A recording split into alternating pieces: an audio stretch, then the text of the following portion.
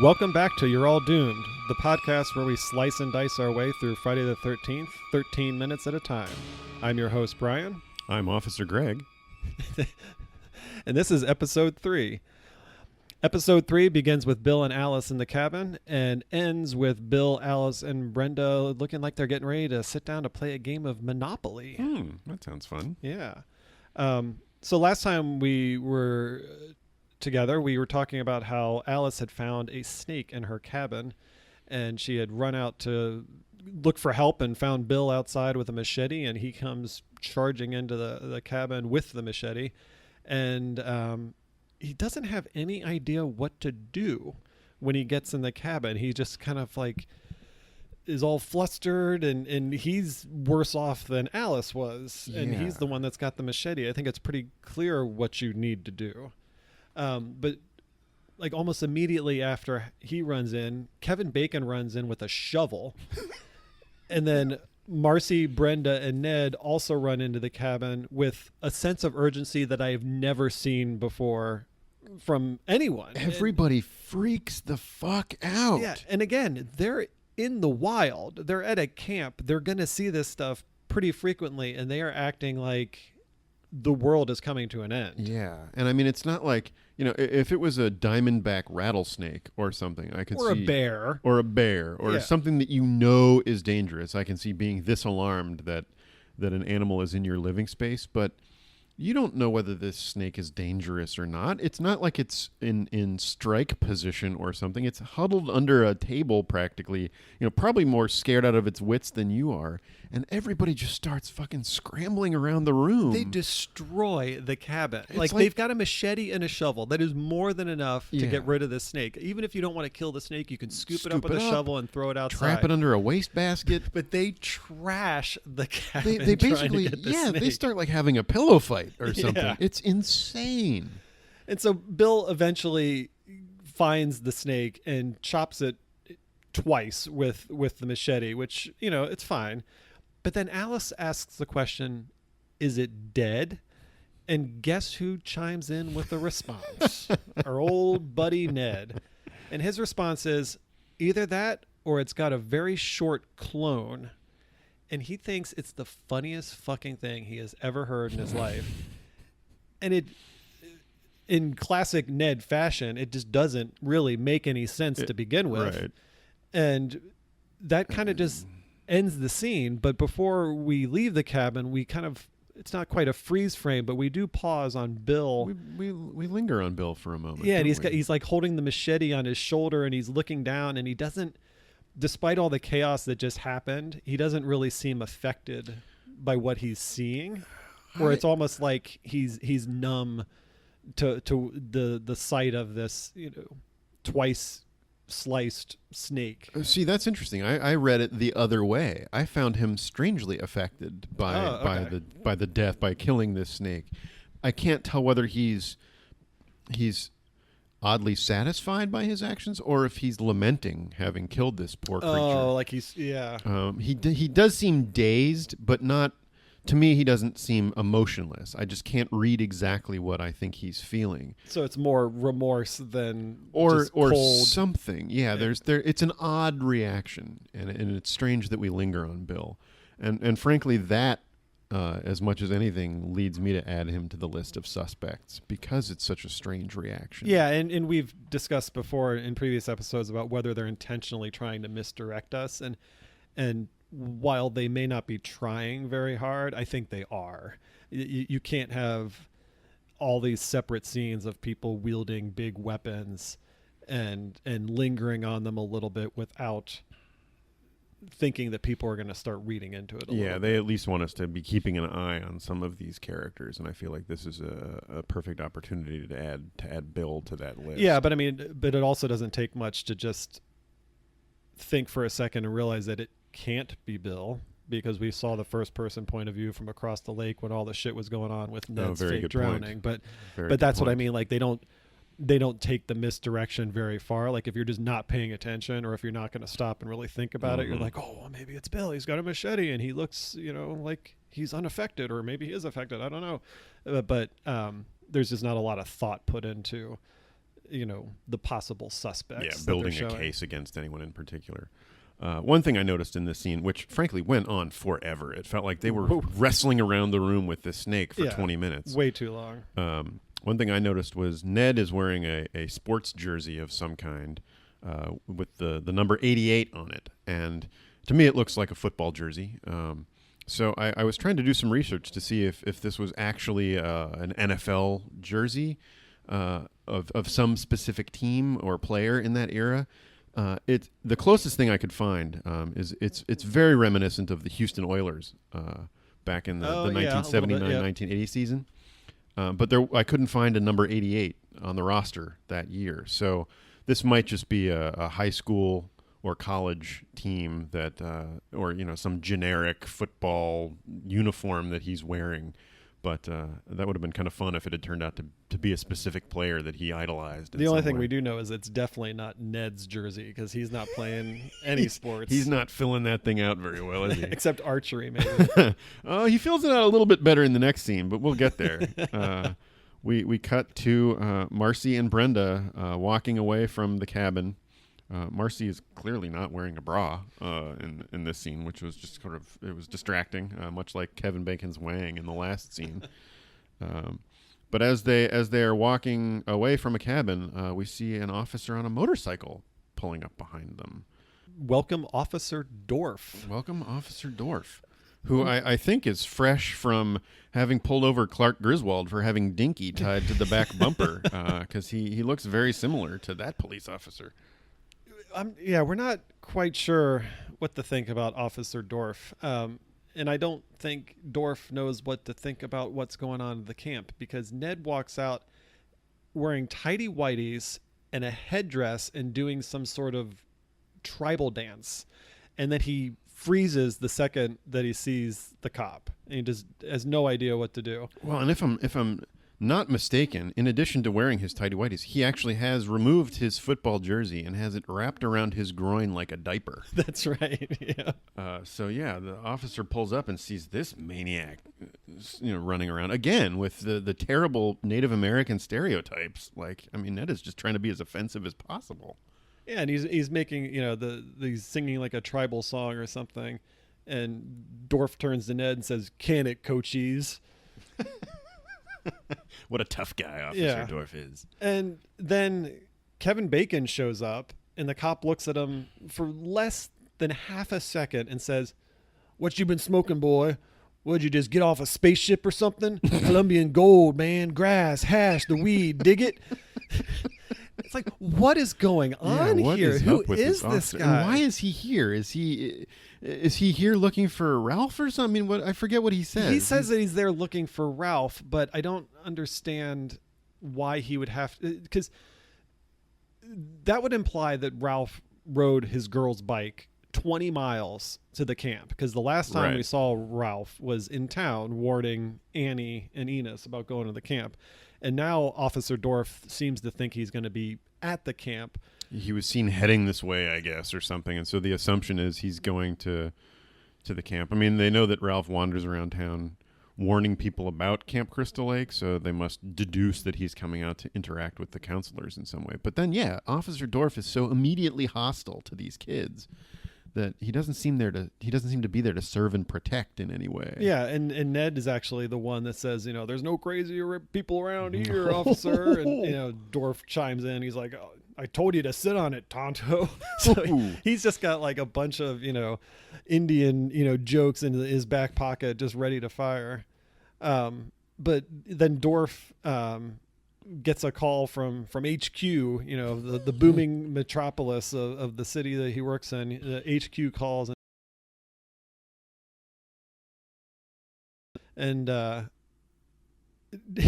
so Dorf gets back on his motorcycle and does the most unnecessary 12-point turn just to get out of there. All he had to do was turn the wheel and he was gone, but he drives down about like half a mile down the road To a turnaround.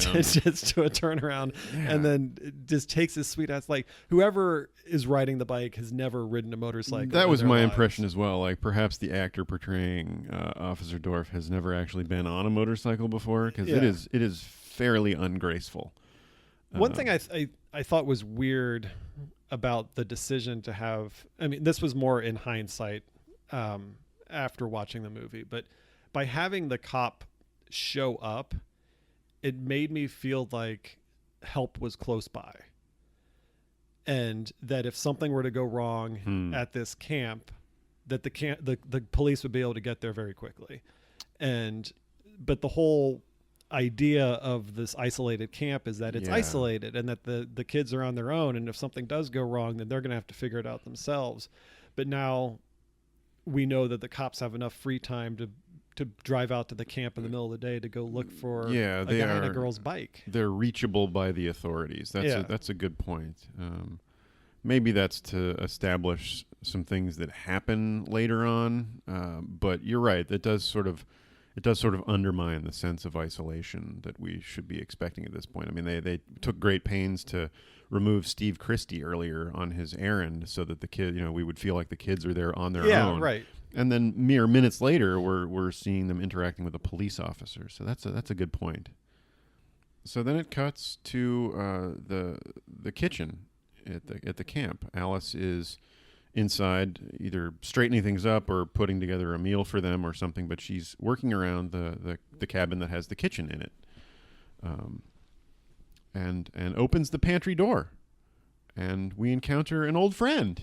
Crazy Ralph. Crazy Ralph has been hanging out in the pantry. So he was there. Dorf was right. Dorf was right. Dorf should be promoted to detective. I have some questions about what Ralph is doing there. He seems to be just standing in the pantry. He's facing the door when Alice opens it, so I'd like to know how long he was in there. Yeah, no kidding. And what exactly he was doing the whole time. I just thought that was very strange that he was waiting for her to open the door the whole time instead of, knocking on the door to say something to her or anything. He went about this the creepiest possible way. Well, let's not forget the fact that we now know that Ralph actually did ride his girl's bike 20 miles to camp.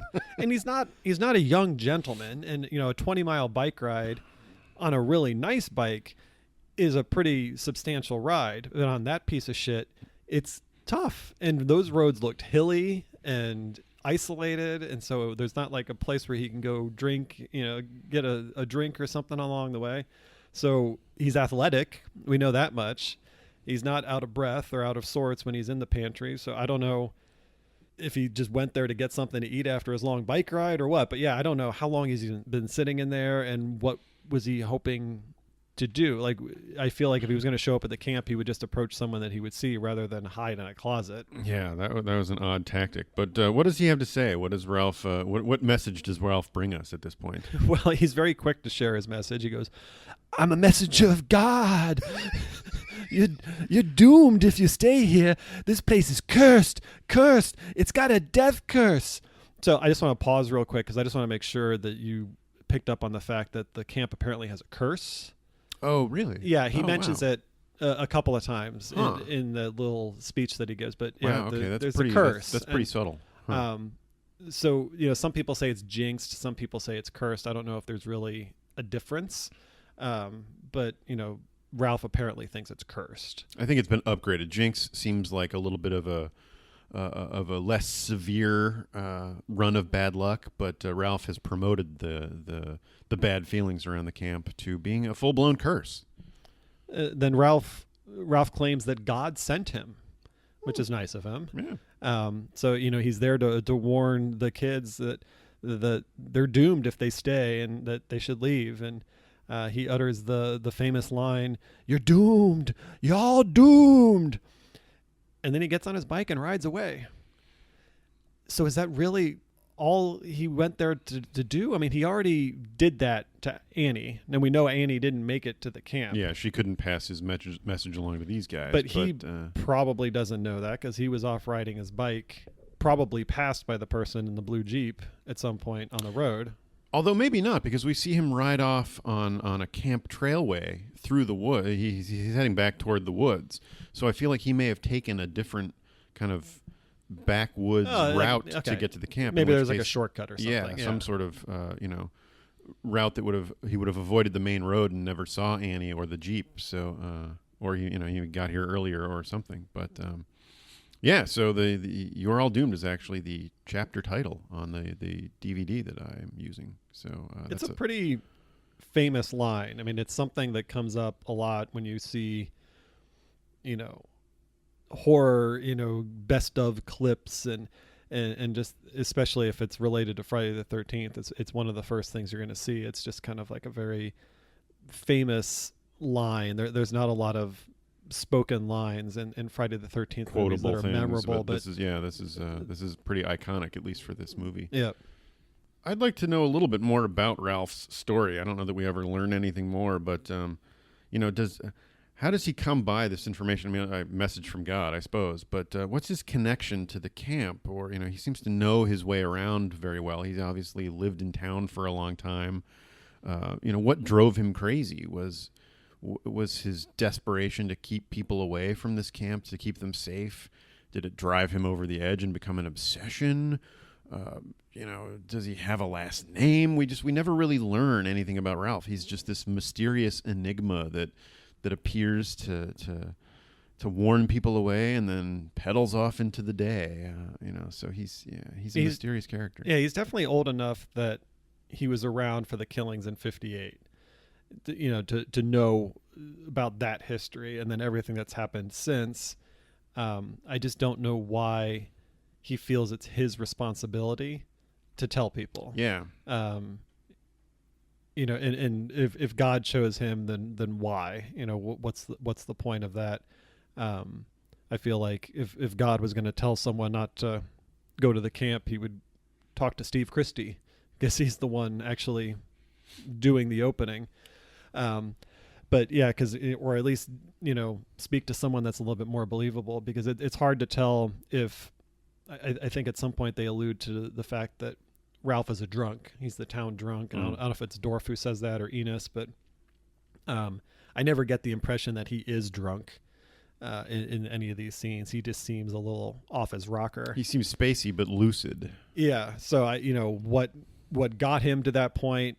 Did he perhaps see something that made him go crazy, and now he feels like it's his responsibility to warn people? Or is he just a crazy guy who happens to kind of know what's going on and has just decided that this is going to be his mission to warn people? Yeah, I feel like there's ample room for some fan fiction backstory on Ralph. Oh, I'm sure it's out there. We could do a prequel movie all about Ralph. Yeah. So then, the next few minutes are basically the kids just reacting to Ralph's visit and what he has to say. They continue to putter around the kitchen a little bit. They're not really fazed by it. They seem to get over it pretty quickly. Yeah. Marcy makes a comment when they're all in the kitchen that she doesn't understand how the guys can eat meat. Like they're preparing a meal, and she doesn't understand how they can eat meat because it looks like dead animals, and no one chimes in and says meat is dead animals. Exactly what that's Marcy. why it looks like it. Okay, great. We established that Marcy's a vegetarian.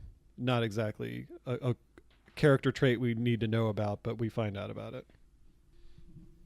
While they're in the kitchen, Alice notices that the light bulb is out. Dun, dun, dun. So, of course, it takes 3 people to go figure out what the hell is going on. Kevin Bacon, Bill, and Brenda, they offer to go check out the emergency generator. So they go down there and they get it running with no problem, but also makes you wonder, how long has Steve been there without power? Because this isn't the first day that they're all there, from what we can tell. So why suddenly do they not have power? Well, it's the first day that everyone is there for sure.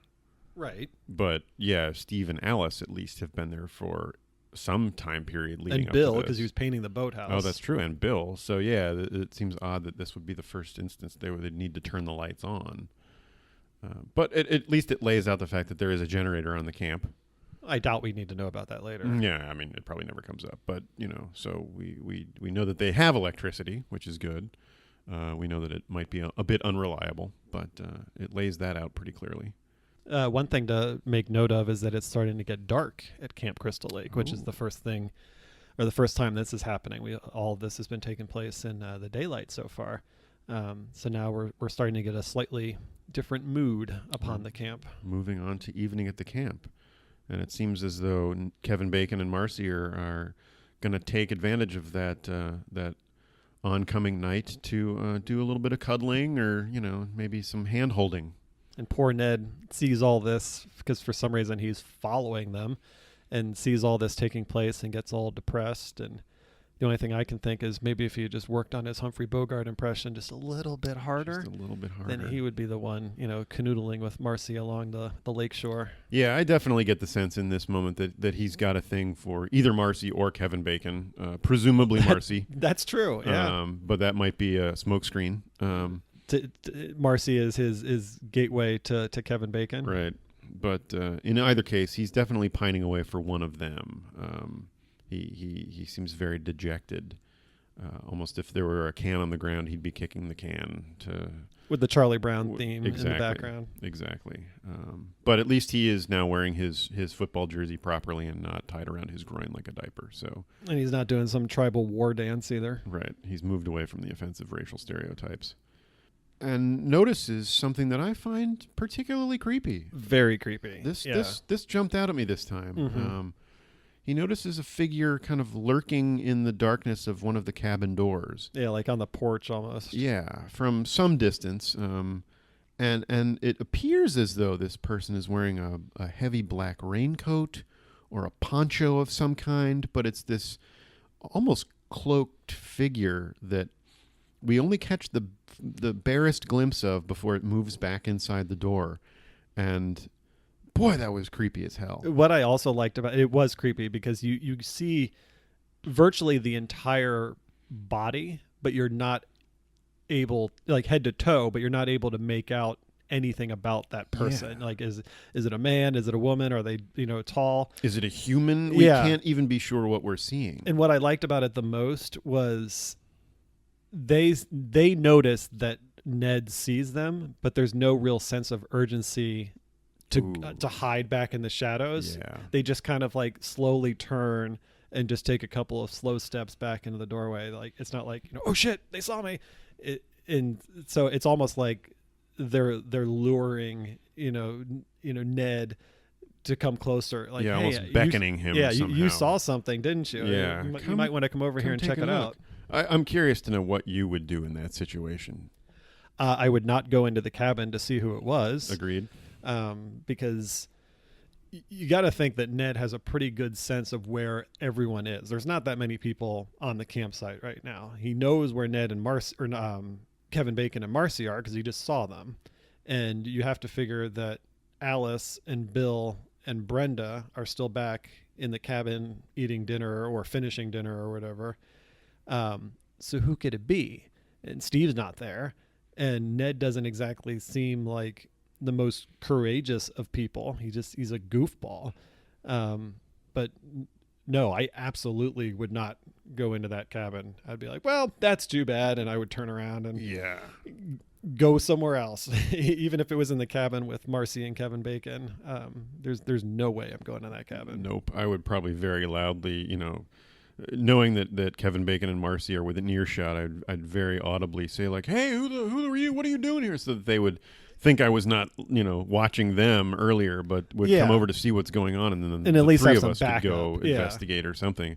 Or I would just, I'm like I said earlier, I'm enough of a chicken shit that I'm creeped out by the woods and camps in general. So I would definitely not be going into that cabin by myself to get a closer look. I like your idea of just getting back up, just even if it's just, interrupting Marcy and Kevin Bacon and saying, hey guys, there's someone over here and I don't know who it is. Would you just, come help me. Let's just go check it out and just see what it was. But I don't know, maybe the person that was standing on the porch just kind of knew that Ned was, gullible enough of a dumbass. that they're going to come check it out. Yeah, the person knew that they could lure Ned just because he is so goofy and feeble-minded. But he does. He doesn't. He walks up and walks in the door of the cabin. And then we cut to Kevin Bacon and Marcy. They're down by the lake, and we learn that Kevin Bacon is apparently some sort of meteorological nut. The skies are darkening and the wind is picking up, and you can tell that like a storm is coming. But he like practically licks his finger and sticks it up in the air, Bill Paxton in Twister, and he's like, the wind has shifted a good 180 degrees, and then he looks down the lake and he's like, the storm's gonna tear down that valley like a son of a gun. And like, I don't know if these guys are from around here or how they would know the area so well, but Kevin Bacon seems to know exactly what this storm is going to do and how much problem it's going to. For all we know, he's going to be a meteorologist. I mean, he might be in school for that, and he'll one day become a famous TV weatherman or something. I mean, it could be his calling. And he wanted to get out and spend the summer in nature so that he could see these spectacular storms or something. But yeah, that was kind of an interesting. But if he is interested in weather, then he's found the perfect match in Marcy, because she decides to share this dream that she's had. She said she's had this dream like 5 or 6 times, and the dream is that the rain turns to blood and washes away in little rivers, and she's telling the story in this kind of like sweet and charming way, like, oh, I had this dream and I've had it many times, and there's blood and there's rivers. If I was with a girl and she was telling me that, I could not get out of there fast enough. I'd be like, dude, I would at least scooch away on the bench, kind of like, whoa. Yeah, that is the biggest red flag that you can imagine. Like, oh, so you have dreams of rivers of blood, and you have this dream multiple times. That's fascinating. Something is going on inside. Let's go see what woman. Alice and Bill are doing. Yeah, that's a major buzzkill.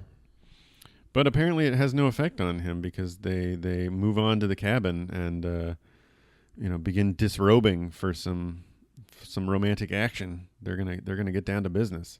It's a cool one thing they do really well in this movie is, especially now that nighttime has fallen, is that they create some really cool atmospheres. And so they're in this cabin and you hear the rain kind of pounding on the roof, and it's loud, and so you can't.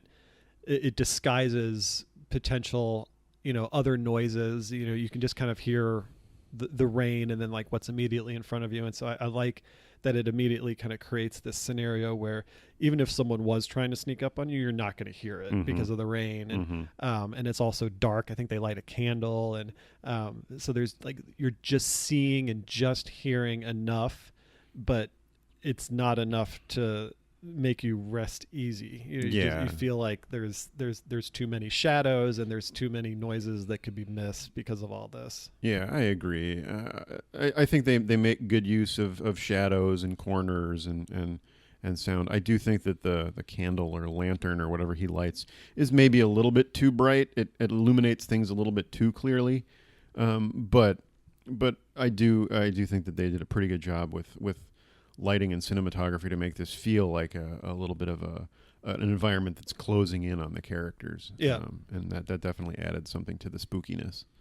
We then cut away back to the main cabin where Bill and Alice and Brenda are stuck hanging out.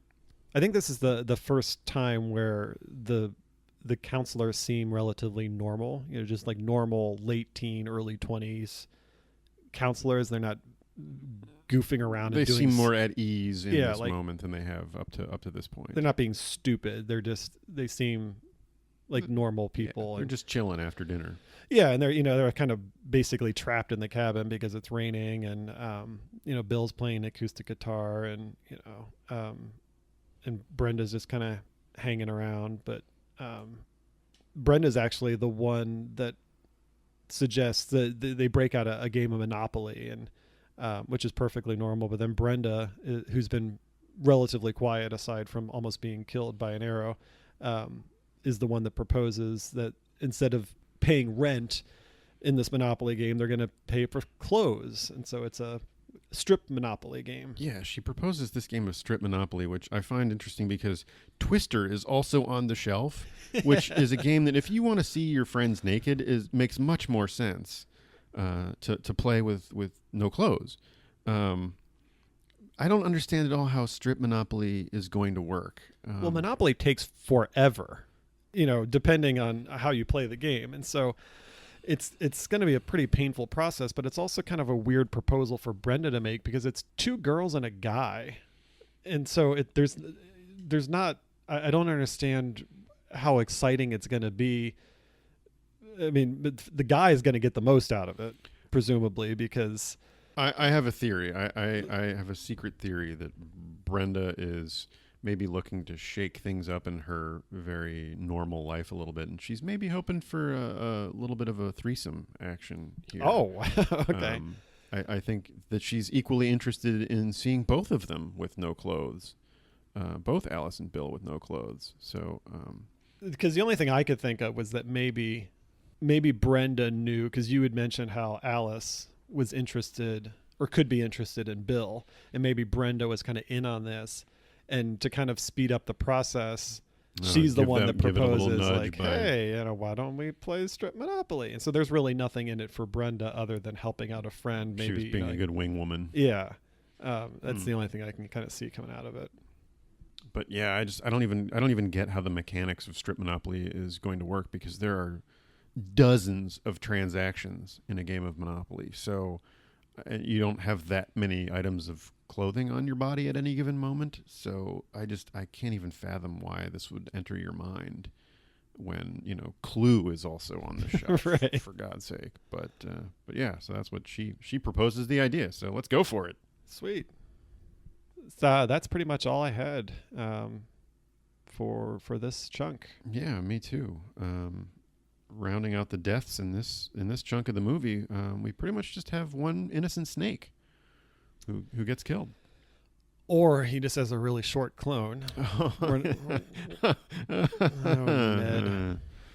The suspect list at this point stands the busboy, who is the leading suspect, as always, Crazy Ralph, Steve Christie, and we're adding Bill to the list because of his reaction to killing the snake. Yeah, we have a little difference of opinion of what that reaction was, but it's enough of a contrast that we could go either way with him. So agreed. And I think we might throw Officer Dorf on there too, just because he seems like kind of a hostile weirdo. And he's clearly never ridden a motorcycle before, so he's pretending to be a cop. Yeah. Maybe he's a murderer in his full-time job, and he's pretending to be a cop to throw people off the scent. Could be. So I think that's it. Yeah. Join us again next time for some more of You're All Doomed, and be sure to check us out on Facebook and Twitter and all the usual social media places. I'm Brian. I'm Greg. Until next time, you're all doomed. Doomed! You're all doomed! It's got a curse. Death curse.